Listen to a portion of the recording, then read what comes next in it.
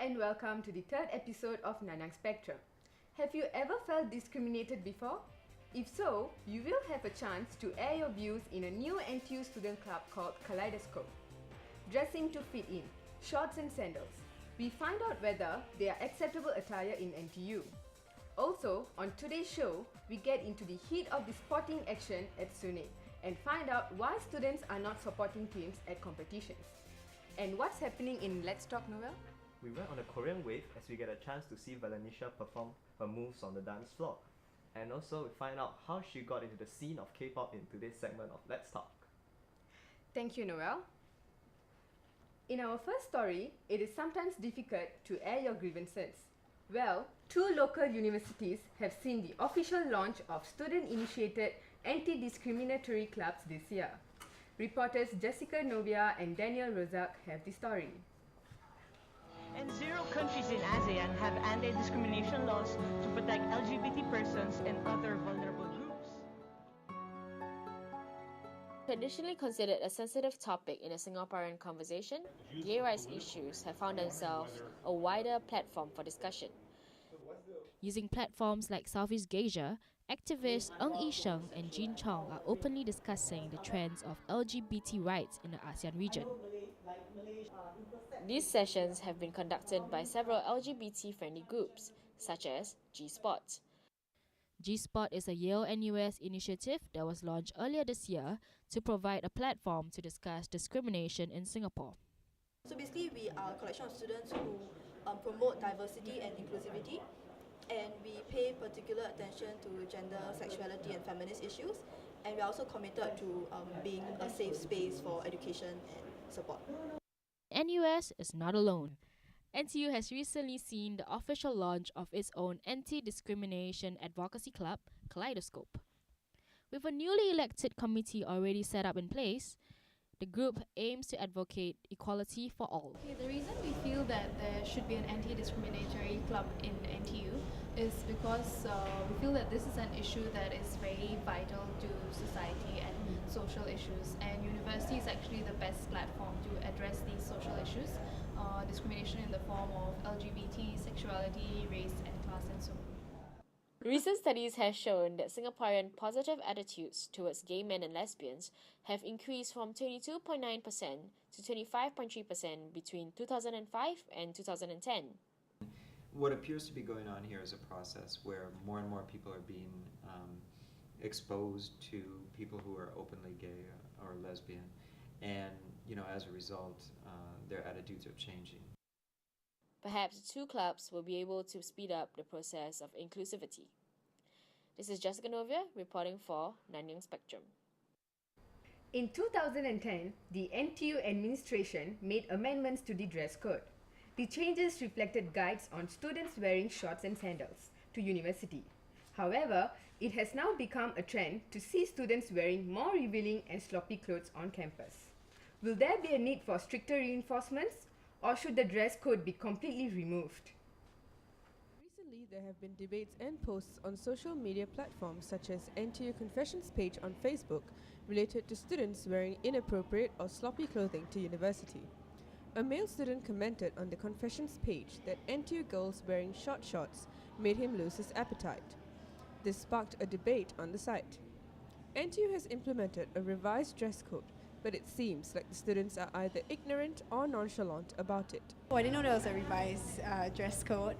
I don't know.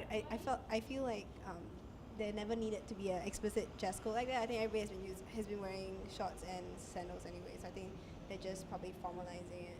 Okay that we wear shorts and slippers because I guess it's about comfort, and most importantly is actually we paying attention. This is still a school setting, so it's inappropriate to wear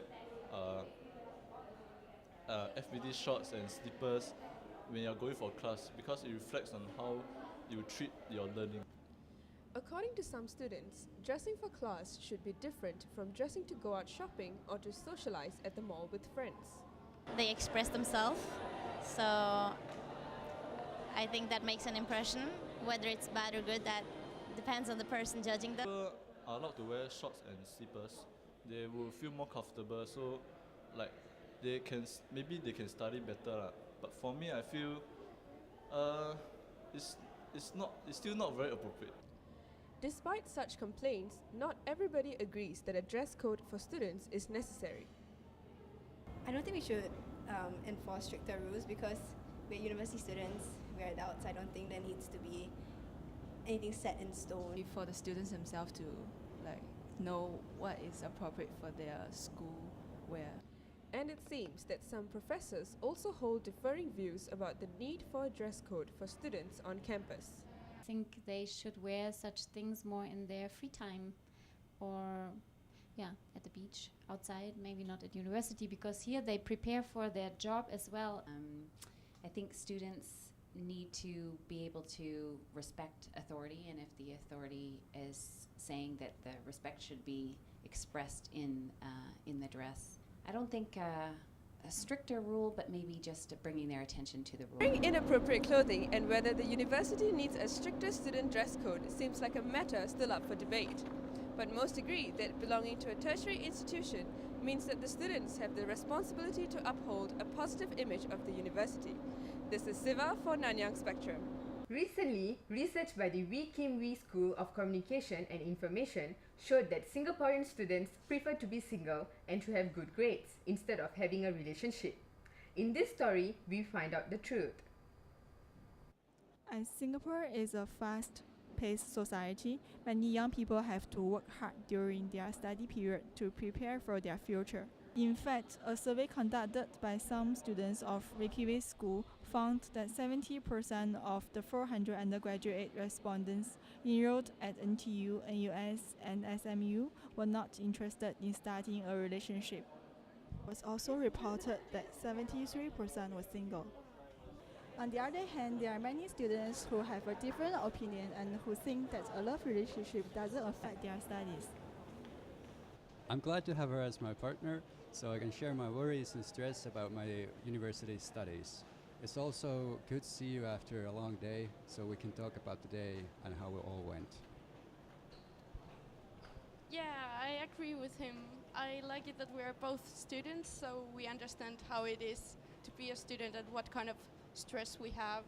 And if the other one has long hours at school, we know that we can understand it because we know that it's sometimes like that when you're a student. And I think I've gotten even better grades now when I have someone who shares with me the ideas and stress, and yeah. This couple can feel happiness because they can share a lot of moments together. But how about people who think that having a relationship could affect their studies? Generally at this period in my life, I feel pretty comfortable being on my own, being single and stuff. Leaves me a lot of time to do my work, study, or even pursue my various interests. Yeah. Being myself at university really helps me focus on who I am as a person and really help me develop so that I can be the best that I can be and help me focus on my career. Study shows that in NTU, the 58% of undergraduate students are single. Even though the 90% of them affirm that a love relationship will give them emotional support and help them in their everyday life.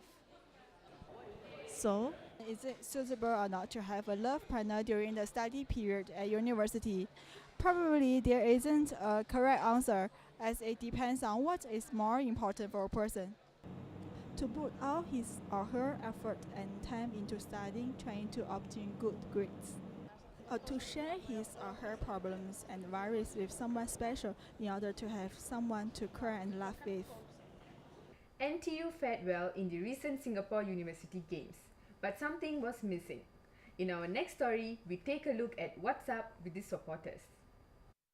For the past 7 years, the start of each academic year has been filled with sporting activities from the Singapore University Games, also known as SUNIG. Every year, the Games see thousands of university students, both local and foreign exchange, participating in a wide array of sports. The 21 sports offered ranges from football to cheerleading and even 9-ball pool.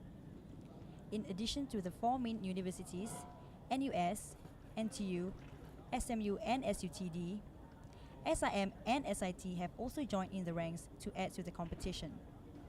While Suning is seen as a highlight for the varsity sports players, it however does not prove to be that big a hit with the rest of the school community.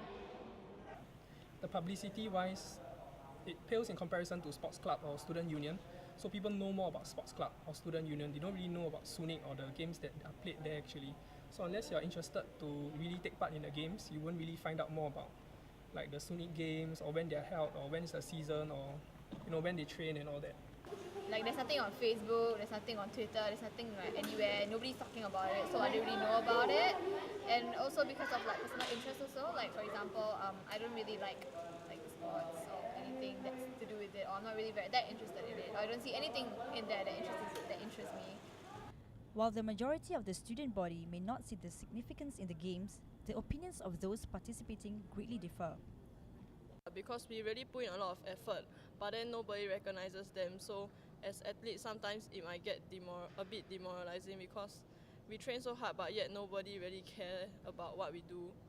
Suning, although is just among 4 or 5 universities, but it's actually quite a big morale boost, right? If any of the teams actually won, because that will serve as a very good encouragement for IVP, which is a bigger competition ground. The Suning closing ceremony on the 5th of October marks the end of the games this year. Congratulations to the teams who have done well and clinched medals. We look forward to next year's Suning season and hope to see more supporters in the future. Till next time. It seems that age is not a factor for an important role such as management. At the mere age of 22, Valenisha is the manager of a K-pop dance crew called Beyond Infinity. The crew has taken part in various competitions around the country and are recognized by the world of K-pop. Even places as far away as Brazil and France know about them. So let's meet the woman behind this successful K-pop dance crew.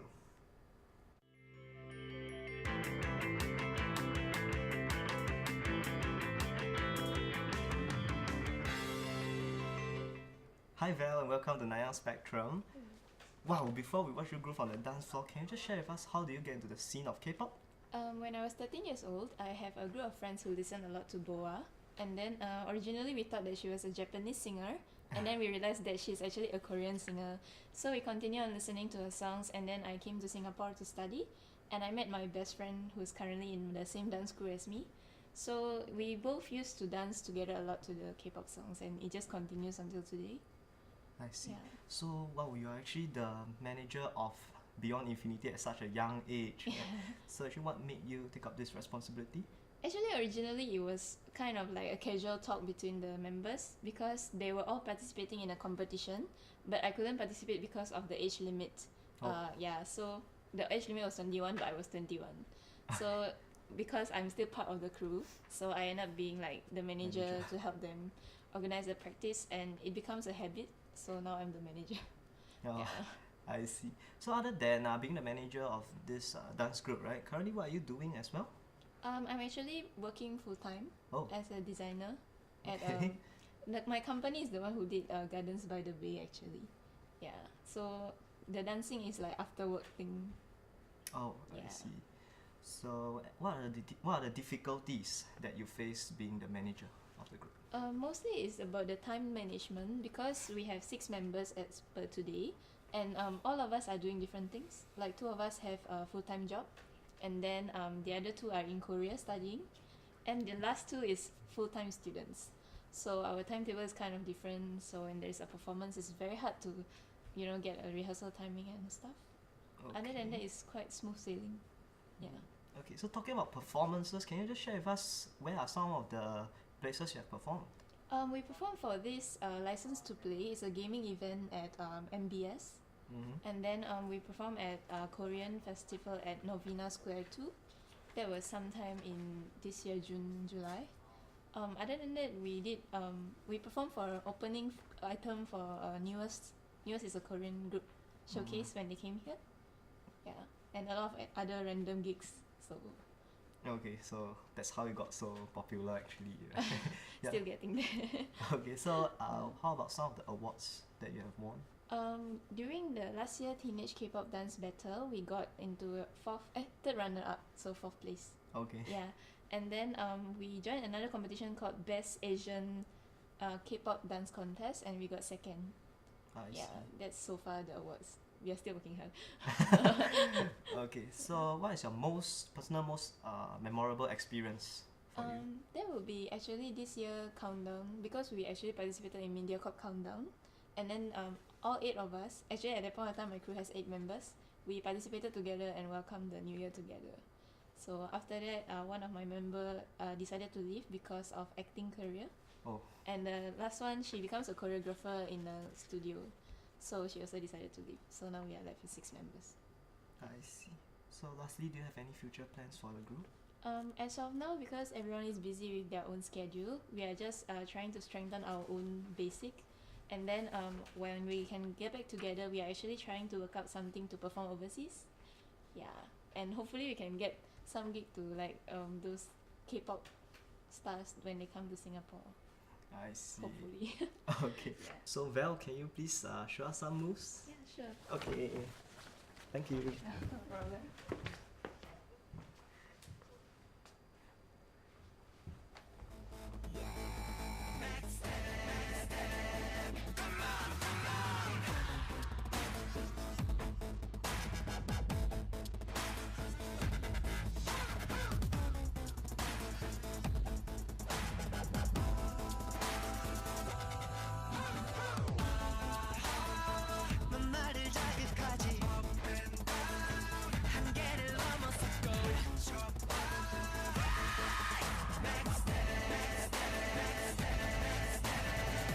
Wow, amazing.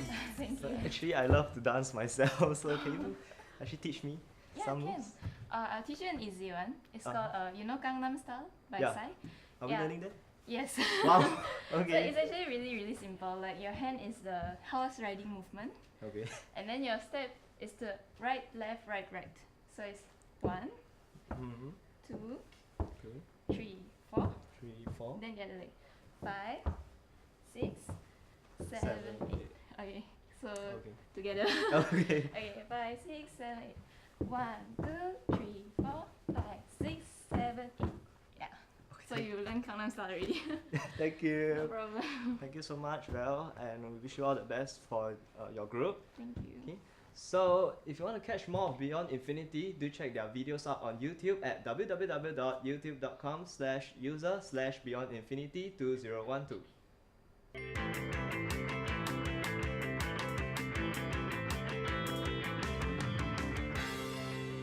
Well, that's it. I hope you enjoyed the program as much as I did bringing it to you. If you want, you can log on to www.spectrumtv.sg for more information and a webcast of our show. Do join us again next week for another Nanyang Spectrum. Goodbye. Open Gangnam Style.